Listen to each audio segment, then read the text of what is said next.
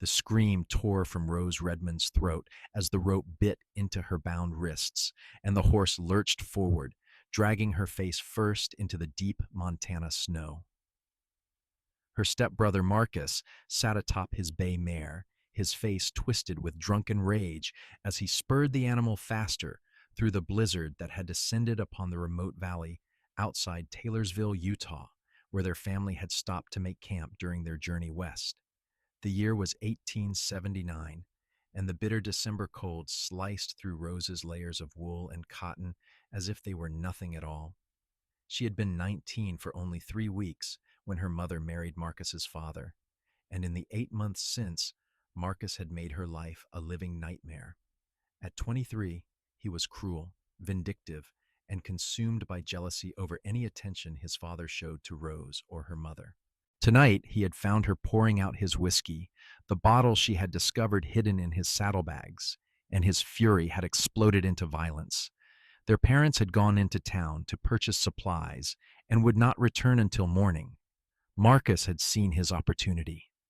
The snow burned against Rose's cheeks as she struggled to keep her face up, gasping for air between mouthfuls of ice and frozen earth. Her heavy skirts tangled around her legs, and she could feel the fabric tearing, the cold seeping through to her skin. Blood warmed her lip where she had bitten through it. The world became a blur of white and gray, pain radiating through her shoulders as the rope pulled taut. "Please," she managed to cry out, her voice nearly lost in the howling wind. "Marcus, please stop." He only laughed, a sound more terrifying than the storm itself, and urged his horse onward. They had traveled perhaps 200 yards from camp, and Rose knew with growing horror that he meant to kill her. He would claim she had wandered off in the storm and gotten lost. No one would question it. No one would know the truth. Her vision began to darken at the edges, her body going numb from cold and shock. This was how it would end, she thought dimly. 19 years old and dying in the snow, murdered by the stepbrother she had tried so hard to befriend, to make peace with, to understand. Then suddenly the dragging stopped. The rope went slack. Rose lay gasping in the snow, unable to move, unable to comprehend what had happened. She heard shouting, the sound of horses, and then Marcus's voice, high and defensive. "This is none of your concern, stranger. She's my sister, and I'm disciplining her." "That's not discipline." The voice that cut through the storm was deep, steady, and cold as the winter air. "That's murder, and it stops now." Rose managed to lift her head slightly, snow clinging to her eyelashes. Through the white curtain of falling snow, she could make out two figures on horseback, facing each other about 10 feet apart. One was Marcus, his hand moving toward the rifle on his saddle. The other was a man she had never seen before, sitting tall on a gray stallion, his broad-brimmed hat pulled low against the storm. "I said this doesn't concern you," Marcus shouted, his words slurring. "Ride on, or I'll put a bullet in you. You're welcome to try." The stranger's voice held no fear, only a quiet confidence that seemed to cut through Marcus's bluster. "But before you do, know that I've already cut the rope binding that girl, and if you reach for that rifle, you'll be dead before your hand touches it." Rose could see now that the stranger held a large knife in one hand, its blade glinting dully in the gray light. The rope that had bound her to Marcus's horse lay severed in the snow. Her wrists were still tied together, but she was free of the dragging death Marcus had planned for her.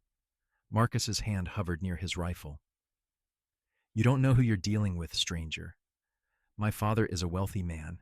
We have connections. You interfere with me, and you'll regret it. I know I'm dealing with a coward who drags women behind horses." The stranger's horse took a step forward, and Rose could see more of him now.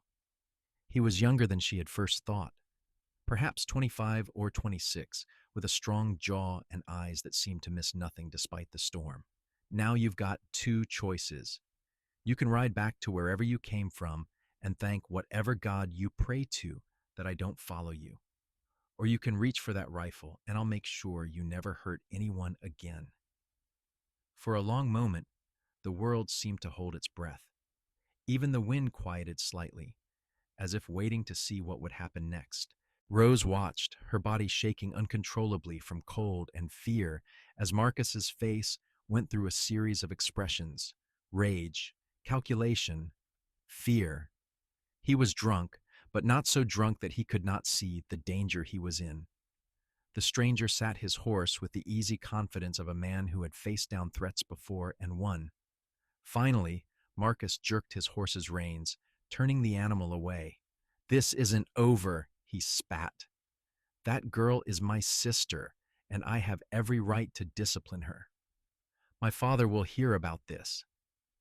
"I hope he does," the stranger replied calmly, "and I hope he has more sense than his son. Now ride before I change my mind about letting you go." Marcus kicked his horse into a gallop, disappearing into the white curtain of snow within seconds. The sound of hoofbeats faded, leaving only the whisper of wind and the soft thud of snow falling from overloaded branches. The stranger swung down from his horse immediately, landing lightly in the deep snow despite his tall frame. He moved toward Rose with purposeful strides, dropping to his knees beside her. "Easy now," he said, his voice gentler than it had been with Marcus, but still carrying that note of absolute steadiness. "Let me get these ropes off you. Can you speak? Are you hurt?" "Sea cold," Rose managed through chattering teeth. Now that the immediate danger had passed, the full force of her ordeal was catching up with her.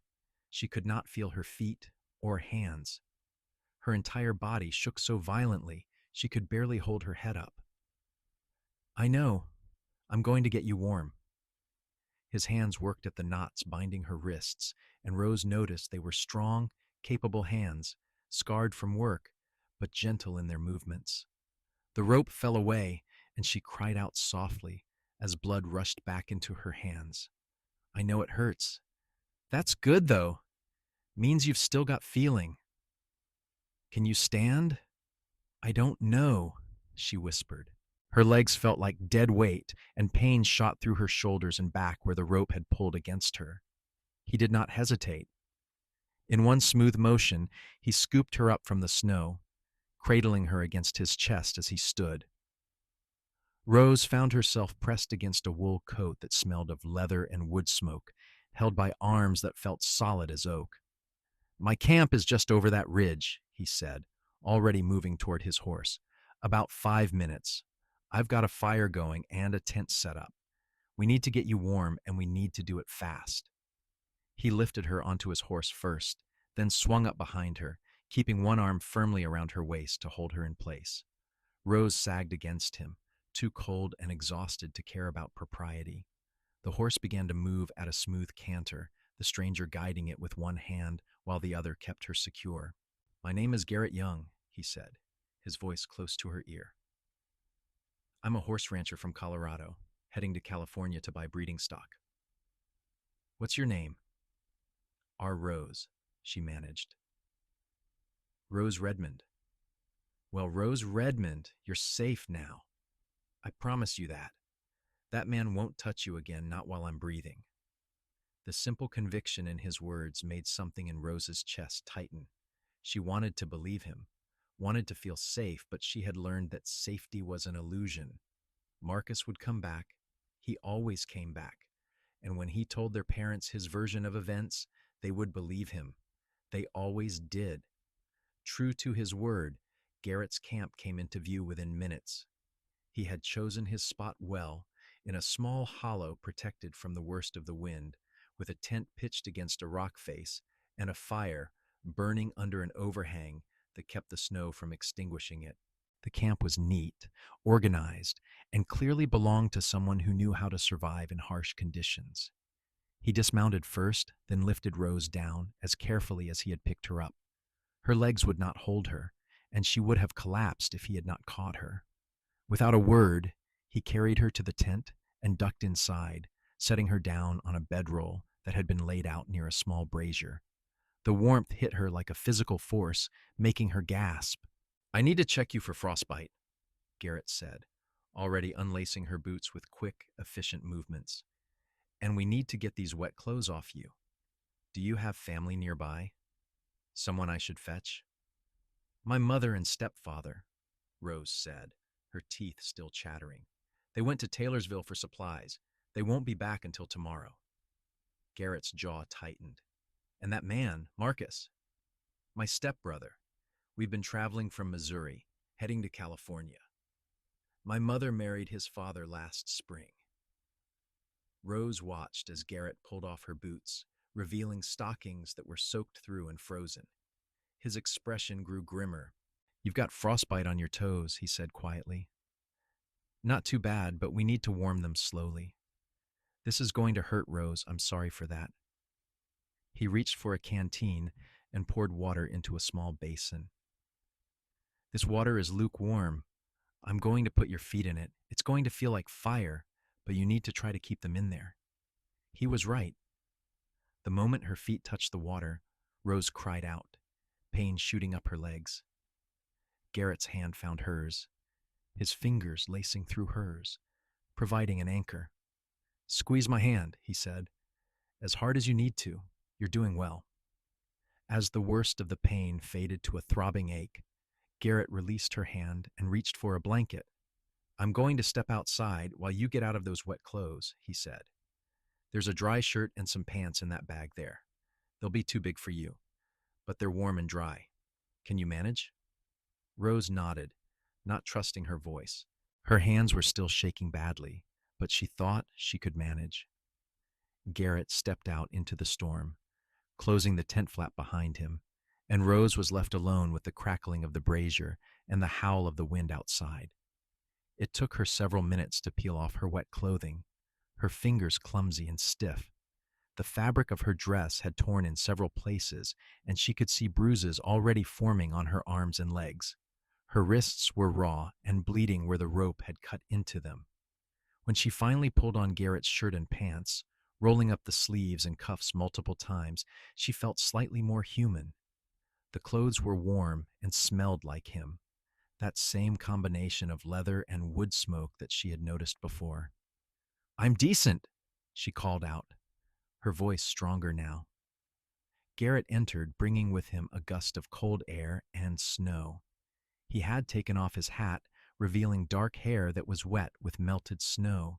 His eyes, she could see now in the better light of the tent, were a striking gray-green, the color of sage after rain. He studied her for a moment, and Rose had the distinct impression that he was cataloging every injury, every bruise. Thank you, she said quietly. If you had not come when you did, I would be dead. How long has this been going on? Garrett asked, settling onto the ground across from her. He reached for a leather bag and pulled out a small tin. The abuse, I mean. That wasn't the first time he's hurt you, was it? Rose looked down at her hands. It started small. Cruel words, things going missing from my belongings, my horse being left unsaddled so I could not ride. It got worse after we left Missouri. His father does not see it. Marcus is clever about hiding it, and I think my mother is afraid to speak up. She does not want to lose another husband. Another husband? Garrett opened the tin, revealing a pungent salve. My father died 2 years ago, cholera. We had a small farm in Missouri, but without my father, we could not keep it going. When Marcus's father came courting, my mother saw it as our salvation. Rose watched as Garrett moved closer, reaching for her wrists. But Marcus has grown worse with every mile we travel. He resents us, resents that his father remarried, resents that he has to share his inheritance. Garrett's touch was gentle as he examined her wrists, cleaning away the blood with a damp cloth before applying the salve. This is going to sting, he warned. And it did, but Rose barely flinched. The physical pain was nothing compared to the emotional exhaustion of the past months. You cannot go back to them, Garrett said flatly, wrapping clean strips of cloth around her wrists. You know that, don't you? If you go back, he'll try again. Maybe not tomorrow, maybe not next week, but he will try again. And next time, there might not be anyone to stop him. I have nowhere else to go, Rose said, hating how defeated she sounded. No money, no family except my mother. What am I supposed to do? Garrett finished bandaging her wrists and sat back, studying her with those steady eyes. You could come with me, he said. I know how that sounds coming from a stranger, but I'm heading to California anyway, and I could use someone who knows how to work hard. I run a horse ranch in Colorado, and I'm planning to start another one in California once I've bought the stock I need. I can offer you honest work, fair wages, and I give you my word that no one will hurt you while you're under my protection. Rose stared at him, trying to process what he was offering. You don't know me. Why would you do this? Because it's the right thing to do, Garrett said simply, and because I know what it's like to have nowhere to turn.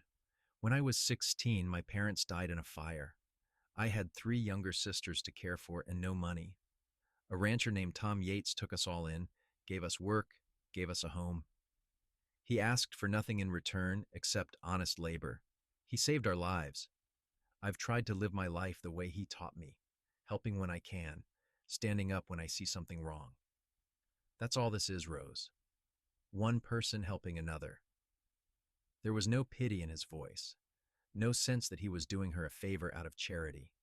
He spoke as if offering her a job was the most natural thing in the world, as reasonable as offering someone shelter from a storm, which Rose supposed was exactly what he was doing.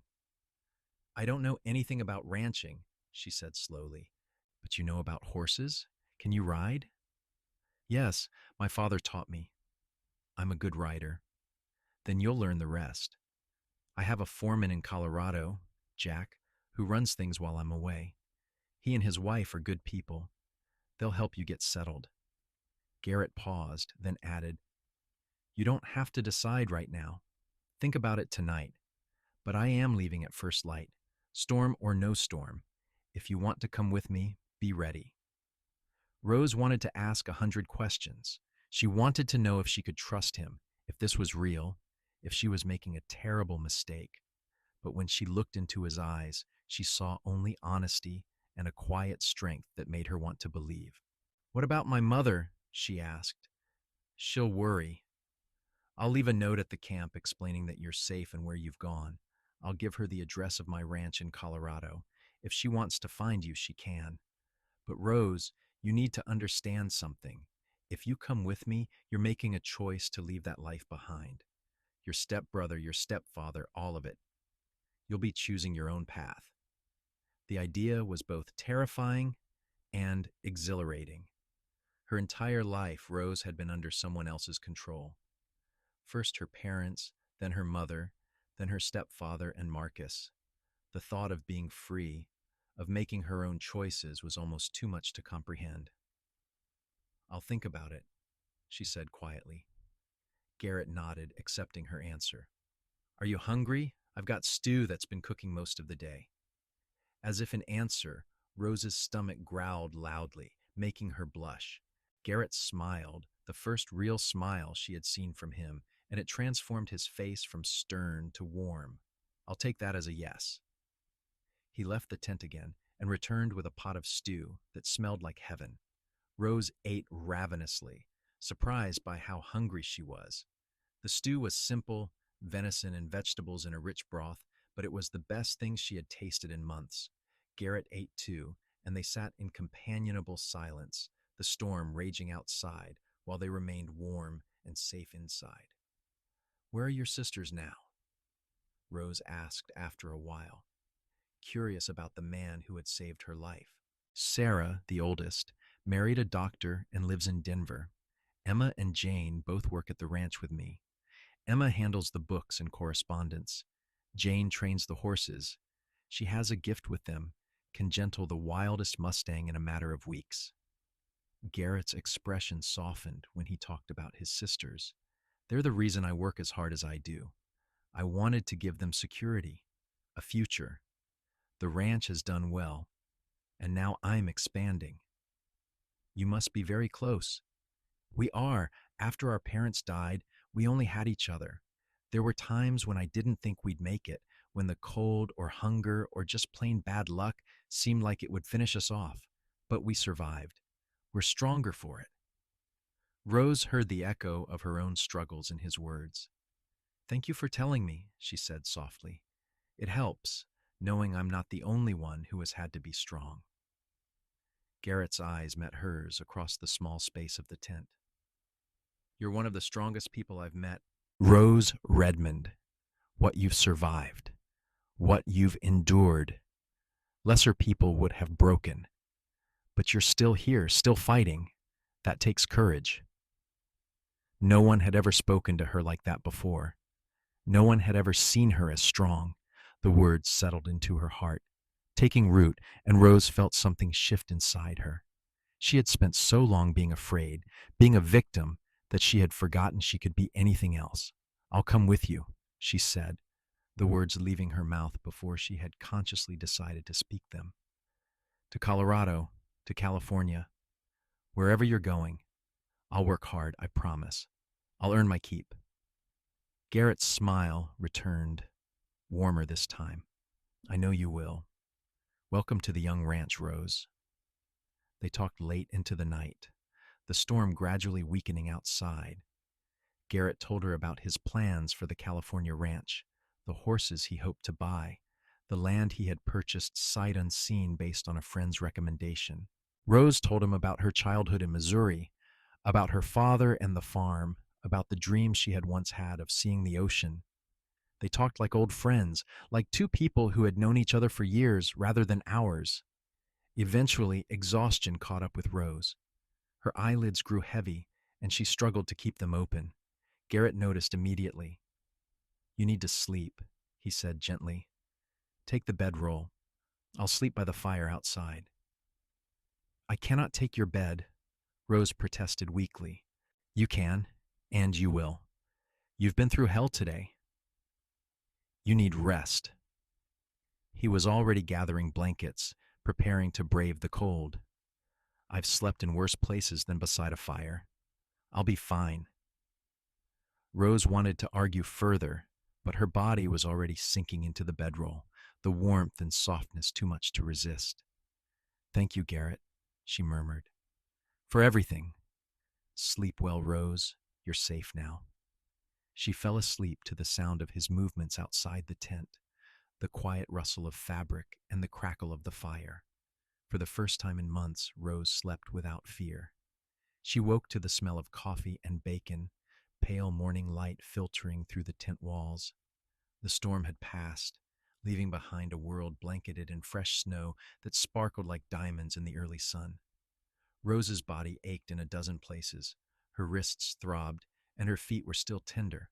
But she was alive. She was free. She dressed in her own clothes, which Garrett had somehow dried overnight, though they were still damaged.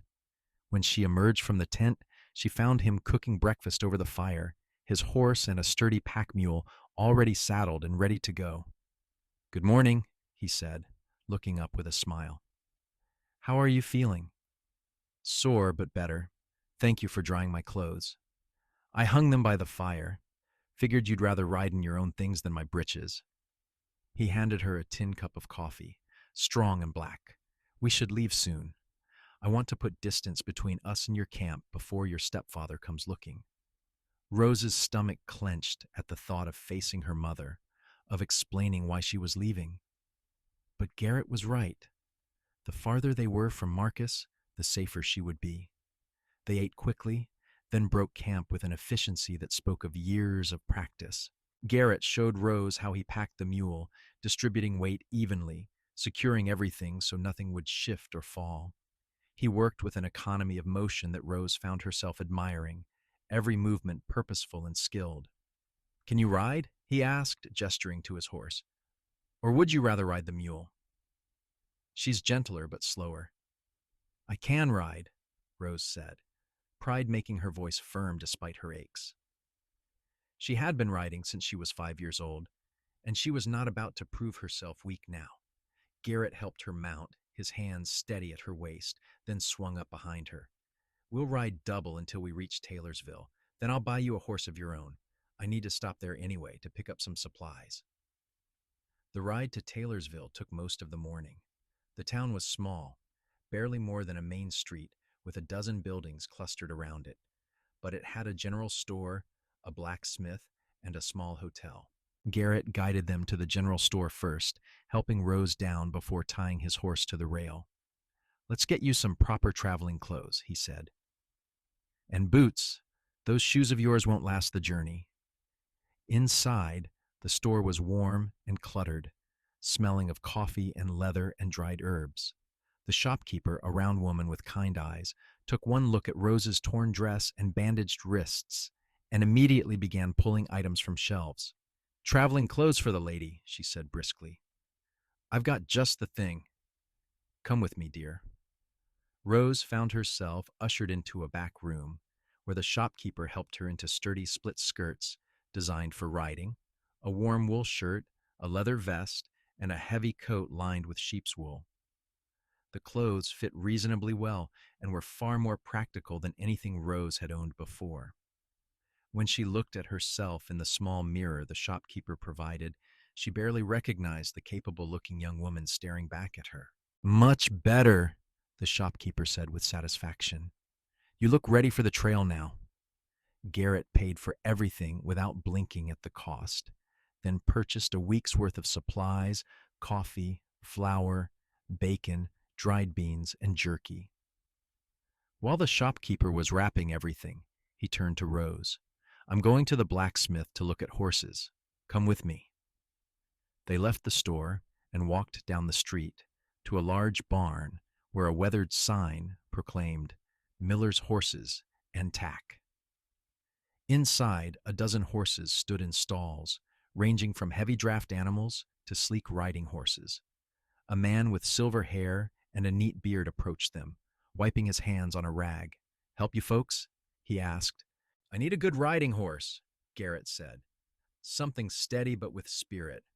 For the lady." The blacksmith studied Rose for a moment, then nodded. "I've got just the animal. Come see." He led them to a stall near the back, where a beautiful sorrel mare stood, her coat gleaming red gold in the light from the barn doors. She had intelligent eyes and pricked her ears forward curiously as they approached. "This is Copper," the blacksmith said. 4 years old, sound in all ways. She's been trail-ridden, knows her business, but she's got fire enough to keep things interesting. Good with cattle, good in rough country." Rose approached the stall slowly, holding out her hand. The mare sniffed her fingers, then lowered her head, allowing Rose to stroke her soft nose. There was an instant connection, a feeling of rightness that Rose had only experienced once before, with her father's old gelding back in Missouri. "She's beautiful," Rose said softly. "She's yours if you want her," Garrett said. "What do you think?" "Really?" Rose looked at him, hardly daring to believe it. A horse like this would cost a significant amount of money. "Really? Every ranch hand needs a good horse. Consider it part of your employment." The transaction was completed quickly, with Garrett paying a fair price and the blacksmith throwing in a saddle and bridle. By the time they left the barn, Rose was the owner of the finest horse she had ever had. She felt like she was walking on air, despite her aches and pains. "There's one more thing we need to do," Garrett said as they led their horses back toward the general store. "I need to leave that note for your mother. Is there a hotel where they might be staying?" "The Taylorsville Inn," Rose said, her euphoria fading slightly as reality intruded. "That's where we stayed last time we passed through." They walked to the small hotel, Rose holding Copper's reins and getting used to the feel of the mare beside her. At the hotel, Garrett borrowed paper and pen from the desk clerk and wrote out a careful message explaining that Rose was safe and had chosen to seek employment elsewhere. He included the address of his ranch in Colorado and a promise that Rose could write to her mother as soon as they arrived. "Do you want to add anything?" he asked, offering the pen to Rose. Rose hesitated, then took it. In careful script, she added a few lines at the bottom. "Mama, I am safe and well. Please do not worry about me. I am sorry I could not say goodbye in person, but I need to make my own way now. I will write when I can. Give my love to you, but please understand why I cannot return. Your loving daughter, Rose." She did not mention Marcus. There was no point. Either her mother would figure out what had happened, or she would not. Either way, Rose was beyond his reach now. They left the note with the hotel clerk with instructions to give it to Mrs. Redmond when she arrived, and then mounted up. Garrett on his gray stallion, Rose on Copper, the pack mule trailing behind on a lead. As they rode out of Taylorsville, heading west toward the mountains, Rose did not look back. The journey to California took 3 weeks of hard riding. They traveled through mountain passes, where the snow still lay deep, across high desert where the wind cut like knives, and down into green valleys where early spring was beginning to show. Garrett proved to be an excellent traveling companion, patient when Rose was tired, encouraging when she struggled, and always watchful for danger. They fell into an easy routine. Each morning they would wake before dawn, make coffee over a quick fire, and ride until midday. They would stop for a cold lunch, rest the horses, then ride until evening. Garrett taught Rose how to make a proper camp, how to hobble horses so they could graze without wandering, how to read weather signs and find water. Rose soaked it all in, her confidence growing with each day. They talked as they rode, sharing stories and dreams. Garrett told her about the ranch he was building, his vision of a place where the best horses in the West would be bred and trained. Rose told him about the books she had loved as a child, about her dream of becoming a teacher before her father died, and those plans had crumbled. "Why couldn't you still be a teacher?" Garrett asked one evening as they sat by the fire, the stars brilliant overhead. "I only finished school through the 8th grade," Rose said, "and besides, I have no money for training. There are schools in California, real schools, not just one-room buildings. If that's what you want, we could make it happen. You'd work at the ranch to earn the money, and then you'd go to school. Simple as that." Rose stared at him, her heart doing something complicated in her chest. "You would do that? Help me go to school?" "Why not? Everyone should have the chance to chase their dreams. You're smart, Rose. Anyone can see that. It would be a waste for you not to use those brains of yours." It was moments like these that made Rose realize she was in dangerous territory. She was falling for Garrett Young, falling hard and fast and completely. It was not just his kindness, though that was part of it. It was the way he treated her as an equal, the way he listened when she spoke, the way he never made her feel small or weak or less than. He saw her, truly saw her, in a way no one else ever had. But he had offered her a job, not a courtship. He had saved her because it was the right thing to do, not because he was interested in her romantically. Rose reminded herself of this constantly, trying to keep her feelings under control. The last thing she wanted was to make things awkward by revealing emotions he did not share. Still, she could not help noticing things about him. The way his eyes crinkled when he smiled, the strength in his hands as he worked, the patience he showed with the horses, the sound of his laugh, rare but warm when it came, the way he always made sure she had the warmest spot by the fire, the driest place to sleep, the best portions of food. They were somewhere in Nevada, camped beside a small creek, when the moment came that changed everything. Rose had gone to the creek to wash her face and hands before dinner, kneeling on the bank in the fading light. She was lost in thought, thinking about how much her life had changed in 3 weeks, when she heard a rattle. Her blood went cold. She froze, her eyes scanning the ground, and there it was, a diamondback rattlesnake, coiled not 3 feet from her right hand, its tail vibrating in warning. Rose had grown up in snake country. She knew not to make sudden movements. She knew that the snake was likely just as afraid of her as she was of it, but knowing and doing were 2 different things. Her body locked up with fear, her heart hammering so loud she could hear it in her ears. "Don't move." Garrett's voice came from behind her, low and calm. "I'm right here, Rose. I'm going to get you out of this, but I need you to stay absolutely still." "Can you do that?" "Yes," she whispered, not moving her lips. "Good girl. On the count of 3, I'm going to pull you back. The snake will strike, but it won't reach you. Trust me. 1, 2, 3. His hands clamped around her waist and yanked her backward with surprising force. The snake struck, its fangs snapping at empty air where Rose had been a split second before. Garrett pulled her clear, then scooped up a rock and threw it with deadly accuracy, catching the snake and killing it instantly. Rose was shaking, adrenaline flooding her system. Garrett turned her around, his hands on her shoulders, his face close to hers. "Are you all right? Did it bite you?" "No, no, I'm fine. You got me clear." She looked up at him, at his face tight with concern, and something inside her broke loose.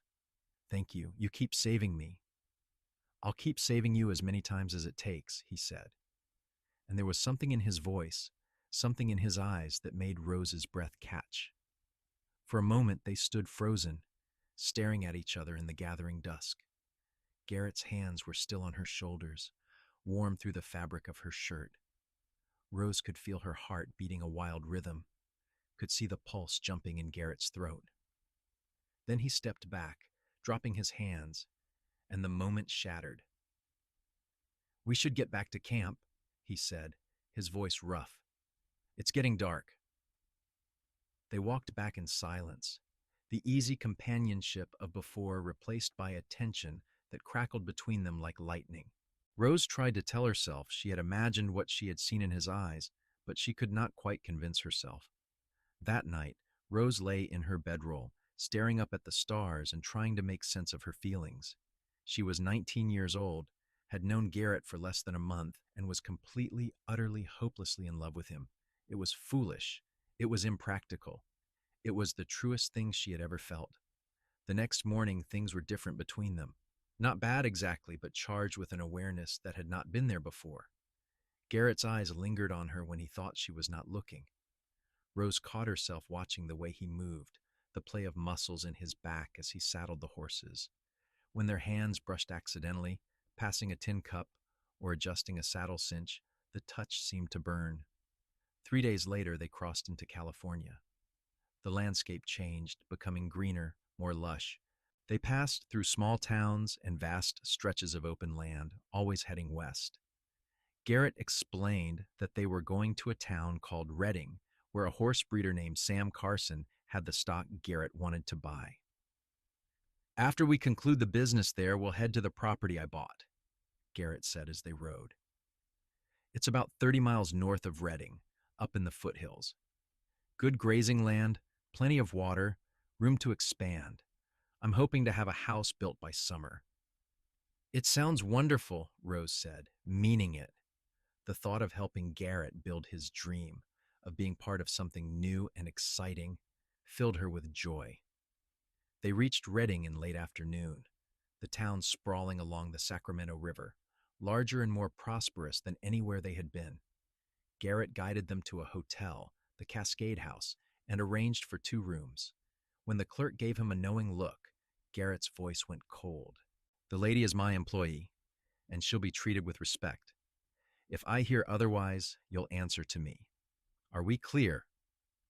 The clerk's smirk vanished. "Yes, sir. Crystal clear."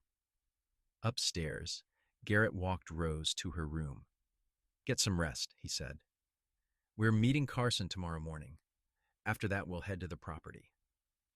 Rose nodded, suddenly shy now that they were in civilization, with walls and doors between them instead of just canvas and starlight. "Garrett?" she said, as he turned to go. He looked back, something unreadable in his expression. "Yes?" "Thank you. For everything. I know I've said it before, but I need you to know how much it means. You changed my life." Garrett's expression softened. "You changed mine too, Rose.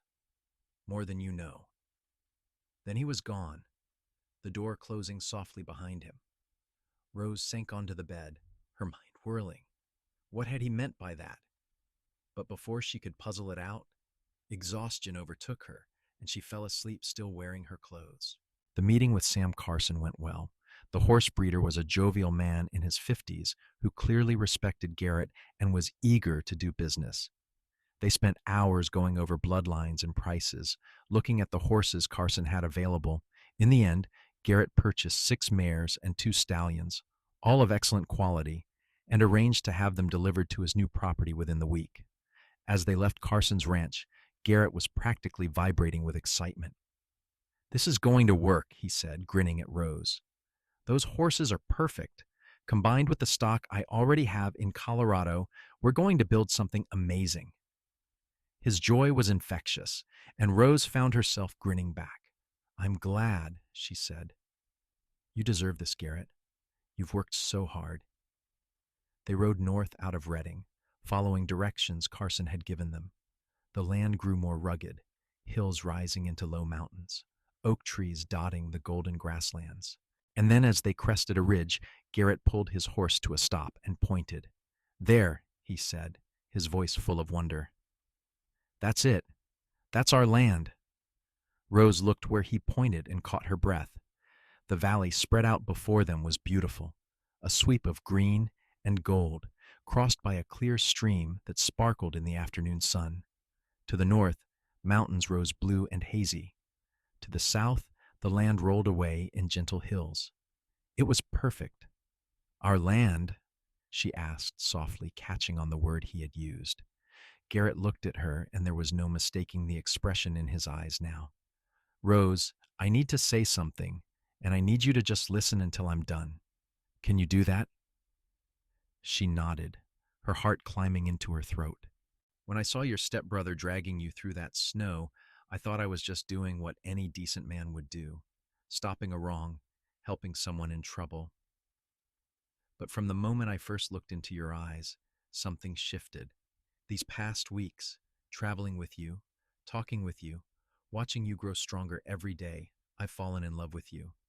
I know it's fast. I know I have no right to feel this way when you're depending on me for work and safety. But I can't keep pretending I don't feel it." He took a breath, his hands tight on his reins. "I'm not asking you to feel the same way. If you don't, we'll go on as we planned. You'll work at the ranch. I'll help you save for school. And we'll be friends. And nothing more. But if there's any chance, any possibility that you might feel even a fraction of what I feel, then I'm asking you to give us a chance, to let me court you properly, to see where this could go. Either way, you have a place here. You're safe and you're valued. And that won't change. But I had to tell you. I couldn't keep it inside any longer." Rose felt tears streaming down her face, though she had not realized she was crying. "Garrett Young," she said, her voice shaking with emotion, "I have been in love with you since the moment you cut that rope. Every day since, I've fallen deeper. I was afraid to say anything because I thought you just saw me as someone who needed help, someone to be pitied. But if you're saying you see me as more than that, if you're saying you want me not just as a ranch hand, but as something more, then yes. Yes to all of it. Yes to being courted. Yes to seeing where this goes. Yes to building this dream with you." The smile that broke across Garrett's face was like sunrise. He swung down from his horse in one fluid motion, striding over to where Rose sat on Copper. She barely had time to kick her feet free of the stirrups before he was lifting her down, his hands strong and sure at her waist. "Say it again," he said, his face inches from hers. "Tell me I'm not dreaming this." "You're not dreaming," Rose whispered. "I love you, Garrett. I love you so much." He kissed her then, his lips warm and gentle and perfect. Rose's hands found his shoulders, then slid up to tangle in his hair, pulling him closer. The kiss deepened, becoming something fiercer, something that spoke of all the longing they had both been holding back. When they finally pulled apart, both breathing hard, Garrett rested his forehead against hers. "I'm going to build you a house," he said. "Right here in this valley, with a big porch where you can sit and watch the horses, and a room full of windows so you can have all the light you need for reading. And when you're ready, when you feel the same, I'm going to marry you and spend the rest of my life making sure you never regret choosing me." "I could never regret it," Rose said, laughing through her tears. "You're the best thing that ever happened to me." They stood there for a long time, wrapped in each other's arms, looking out over the valley that would become their home. The sun was setting, painting the sky in shades of gold and rose and purple. In the distance, an eagle called, its cry echoing off the hills. This was the beginning, Rose thought, the beginning of everything she had ever wanted, and more than she had ever dared to dream. The next months passed in a blur of activity and joy. They set up a temporary camp on the property while Garrett began construction on the house. Rose worked alongside him, learning to swing a hammer, to measure and cut wood, to mix mortar for the stone chimney. It was hard work, backbreaking and exhausting, but every nail she drove felt like a claim on her future. Garrett's foreman Jack arrived from Colorado with Emma and Jane, bringing a herd of horses and supplies. Emma turned out to be a whip-smart woman of 22 who took one look at Rose and Garrett and declared, "Finally! I was starting to think my brother would die a bachelor." Jane, 20 years old, and as wild as the horses she trained, welcomed Rose with a fierce hug and a promise that they would be the best of friends. With more hands to help, the work went faster. The house took shape, a sturdy two-story building with the big porch Garrett had promised, and windows that would fill the rooms with light. They built a barn, corrals, a bunkhouse for the ranch hands they would eventually hire. The horses, Carson had sold them, arrived and settled into their new home, grazing peacefully in the lush grass. Through it all, Garrett courted Rose with a combination of patience and passion that left her breathless. He brought her wildflowers picked from the meadow. He taught her to dance under the stars, humming the tune since they had no music. He read to her in the evenings from the books Emma had brought from Colorado, his voice bringing stories to life, and he kissed her, often and thoroughly, until Rose felt like she was made of fire and starlight. 6 months after that snowy day in Montana, on a warm October evening, Garrett asked Rose to marry him. They were sitting on the half-finished porch, watching the sunset paint the mountains gold. He pulled a ring from his pocket, a simple gold band with a small sapphire that had belonged to his mother. "Rose Redmond," he said, taking her hand, "will you marry me? Will you be my wife, my partner, my love for all the days we have left?" "Yes," Rose said, laughing and crying at the same time. "Yes, yes, 1,000 times yes." They were married in November, in the valley they had built together, surrounded by Garrett's sisters and the handful of ranch hands they had hired. Emma had sewn Rose a dress of cream-colored silk, simple but elegant, and Jane had woven wildflowers into her hair. Jack gave Rose away, since her own father was gone and she had not heard from her mother since leaving that note in Taylorsville. Garrett stood waiting for her at the makeshift altar, looking impossibly handsome in a new suit, his eyes bright with emotion. The circuit judge read the vows, and when he pronounced them husband and wife, Garrett kissed Rose so thoroughly that everyone cheered. The house was not quite finished, but the bedroom was done, and that night Garrett carried Rose over the threshold of their new home.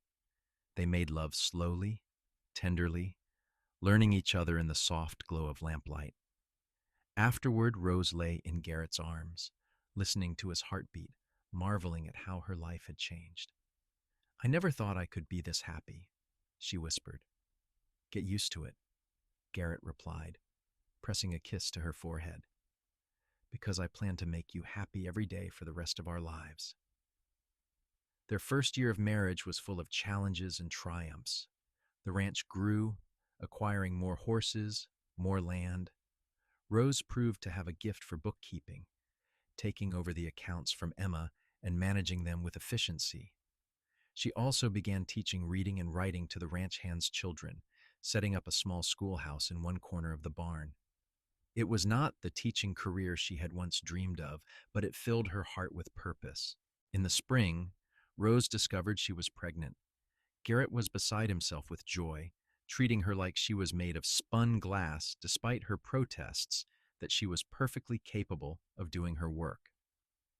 When their son was born in December, a year after their wedding, they named him Thomas, after the rancher who had saved Garrett and his sisters years before. Thomas was a healthy, happy baby with his father's gray-green eyes and his mother's determination. Garrett was a devoted father, walking the floor with Thomas when he cried at night, singing to him in a soft baritone, teaching him to love horses before he could even walk. 2 years later, their daughter Hannah was born, followed 3 years after that by another son, Michael. The house that had seemed so large when Rose first moved in became full of noise and laughter, of children running through the rooms and toys scattered across the floor. Through it all, Rose and Garrett's love only grew stronger. They were partners in every sense, running the ranch together, raising their children together, building a life that was richer than either had imagined. They had their disagreements, of course, their moments of frustration and stress, but they always came back to each other, always remembered what they had survived to get here. Rose never heard from her mother again, though she wrote several letters to the address in California where her stepfather had been heading.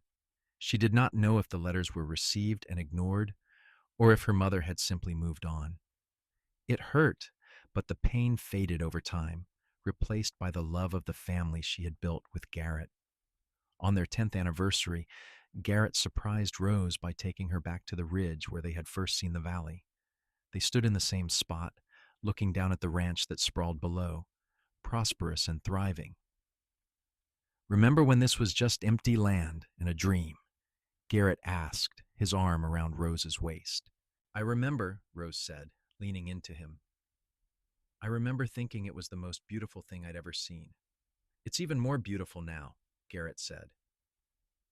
"Full of life and love and everything we've built together. Thank you, Rose.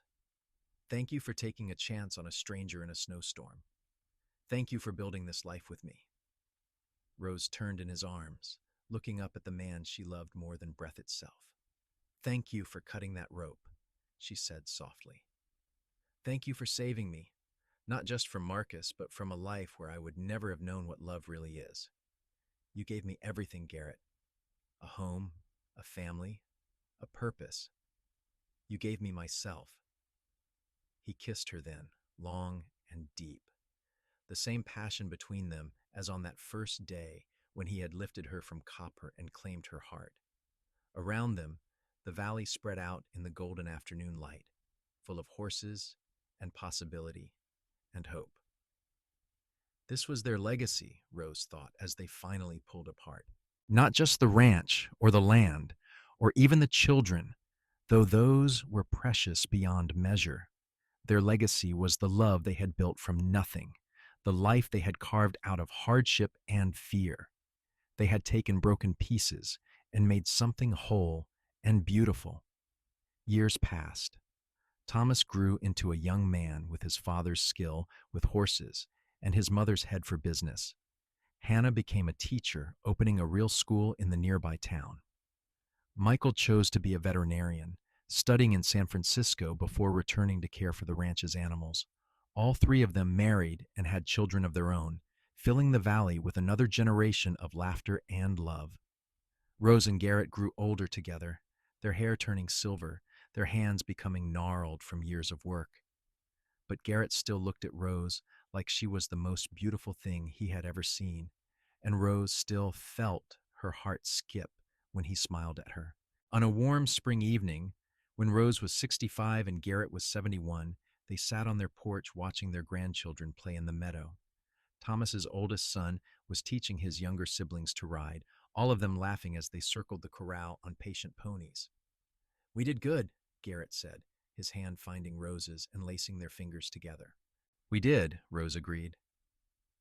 "Better than good. Do you ever think about what your life would have been like if I hadn't come along that day?" Rose shuddered. "I try not to. I would have died in that snow, Garrett. Or if not that day, then eventually Marcus would have found another way. You saved me in every way a person can be saved. We saved each other," Garrett corrected gently. "I was so focused on work, on building something, that I had forgotten how to live. You taught me that. You taught me that love and family are worth more than any amount of land or money. You gave my life meaning beyond just surviving." They sat in comfortable silence, watching the sun paint the sky in shades of orange and pink. After a while, Garrett spoke again. "I love you, Rose Young. I've loved you from the moment I saw you lying in that snow, and I'll love you until I take my last breath and beyond. And I love you, Rose said, her voice thick with emotion. My cowboy, my hero, my heart, forever and always. As the sun set over the valley they had built together, Rose thought about the girl she had been, terrified and hurt and convinced she had no future. That girl could never have imagined this life, this love, this abundance of joy. But she had been brave enough to trust a stranger, to choose hope over despair, and that choice had made all the difference. The valley darkened, stars beginning to appear in the purple sky. In the distance, a horse whinnied, and Rose smiled. This was home. This was love. This was the life she and Garrett had fought for, worked for, built together from nothing but determination and faith. And it was everything. It was more than everything. It was perfect. Garrett squeezed her hand, and Rose squeezed back, a conversation without words that they had perfected over 46 years of marriage. They did not need words anymore. They had each other, their family, their legacy. They had survived the worst and built the best, and nothing could ever take that away. As the first stars appeared, Rose sent up a silent prayer of gratitude to whatever force had brought Garrett to that snowy hillside on that long-ago December day. He had cut the rope that bound her, yes, but he had done so much more than that. He had given her freedom, hope, love, and a future she could never have dreamed of on her own. They had faced down the darkness together and emerged into light. And in that light, they had built something beautiful that would endure long after they were gone, carried forward by the children and grandchildren who bore their legacy in every smile, every act of kindness, every moment of courage. This was their story, a love born from tragedy, strengthened by adversity, and perfected by time. And it was, Rose thought, as Garrett's thumb traced gentle circles on the back of her hand, the greatest story she could ever have hoped to tell. The ranch continued to thrive long after Rose and Garrett were gone. Their children and grandchildren kept the young ranch running, honoring the values and the love that had built it. The house stood strong against the elements, full of memories and laughter, a testament to two people who had refused to let circumstances define their future. And sometimes, on quiet spring evenings when the sun set over the mountains and painted the valley gold, those who lived there swore they could feel a presence on the porch, two souls sitting side by side, watching over the land and the family they loved, together for eternity, just as they had been in life, because some loves are too strong for even death to break. Some bonds are forged in fire and snow and become unbreakable. Rose and Garrett had found that kind of love, and it had transformed not just their lives, but the lives of everyone they touched. Their story became a legend in that part of California, passed down through generations. The tale of how a cowboy had saved a young woman from death and found his own salvation in the process. How they had built an empire from nothing but hard work and devotion. How they had loved each other with a fierceness and tenderness that inspired everyone who knew them. And at the heart of it all was a single moment, a rope being cut, a hand reaching out, a choice to help a stranger that changed two lives forever. That was where it had started, in blood and snow and desperate courage. But it had grown into something vast and beautiful, a love story for the ages. Rose Redmond had been dragged behind a horse through snow by a stepbrother who wished her dead. Garrett Young had cut the rope and faced him down, risking his own life for a woman he did not know.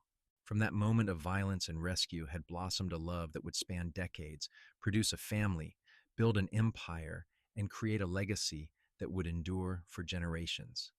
It was the kind of story people told around fires on cold nights, the kind of story that reminded everyone that even in the darkest moments, hope could be found, that love could bloom in the most unlikely places, that courage could change the course of a life, and it was all true. Every word of it. The love, the struggle, the triumph. Rose and Garrett had lived it, breathed it, built it with their own hands and hearts. And in doing so, they had created something that would never die, a story of love and redemption that would be told as long as there were people to tell it.